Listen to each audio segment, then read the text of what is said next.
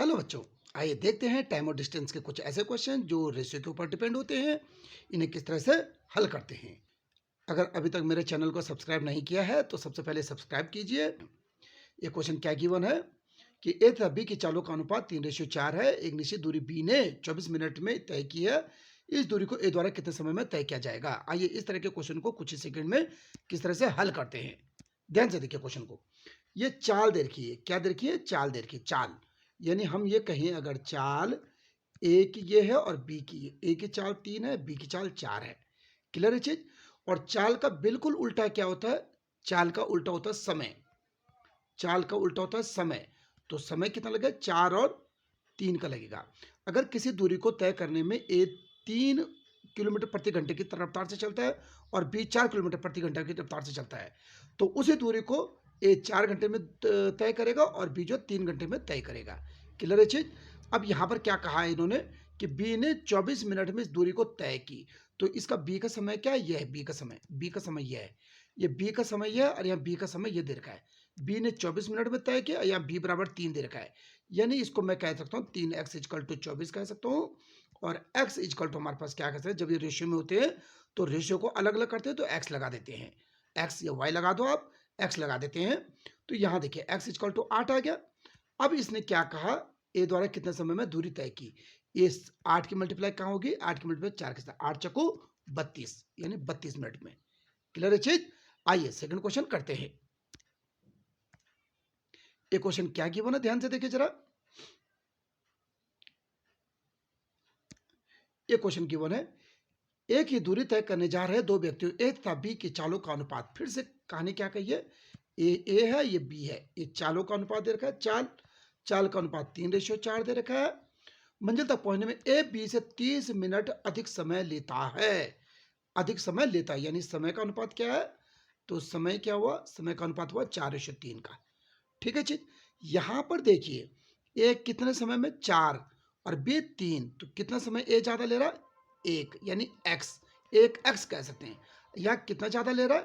30 minute. A B से 30 minute ज्यादा ले रहा है, तो यहाँ 1x ज्यादा ले रहा है, यहाँ 30 यानी x बराबर क्या कह सकते हैं? 30 कह सकते हैं। x बराबर 30। अब ये कहा ए द्वारा लिया गया समय कितना है?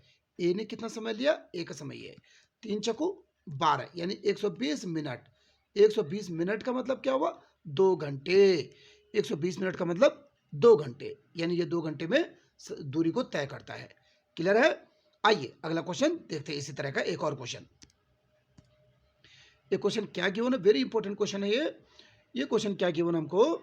3 व्यक्ति स्थान ए से स्थान बी की ओर पैदल जाते हैं। एक जगह से दूसरी जगह पैदल जाते हैं। यदि उनकी चालों का अनुपात, ये देखो हमारे पास 3 आदमी कोई भी है, 3 आदमी हमारे पास पी क्यू आर 3 आदमी है। इनकी चालों का अनुपात क्या है? चाल का अनुपात है 4:3:5 है। ठीक है? अब तब इनका समय का अनुपात क्या होगा? सबसे पहले इनका समय का अनुपात क्या होगा? फिर कैसे समय निकालते हैं? समय निकालते हैं ऐसे, जब पी का समय निकालो तो पी वाले को छुपा दो और क्यू और आर की गुणा कर दो। 5 दिया 15। क्लियर है चीज? क्यू की चाल निकालनी, क्यू का समय निकालना तो क्यू को छुपा दो और पी और आर को मल्टीप्लाई कर दो। 4 पंजी 20। क्लियर है चीज? अब आर की बारी है, आर को निकालना है तो पी और क्यू को गुणा कर दो। 4 12। ये इनका समय आया। अब इन्होंने क्या बोला? ए से बी तक पहुंचने में इनके द्वारा लिया गया समय का अनुपात क्या है? 15 20 और 12। 15 20 और 12 ये आंसर। क्लियर है ये चीज? आइए अगला क्वेश्चन देखते हैं। ये क्वेश्चन क्या कहा है हमको? देखो बच्चों, एक और क्वेश्चन गिवन है हमारे पास। ए बी से दुगना तेज दौड़ता है तथा बी सी से 3 गुना तेज दौड़ता है। ठीक है? सी ने दूरी को 42 मिनट में पूरी की है, तो ए को इस दूरी को तय करने में कितना समय लगा? यहाँ पर 3 लोग हैं, ए बी सी है। चलिए ए बी सी डाल देते हैं पहले।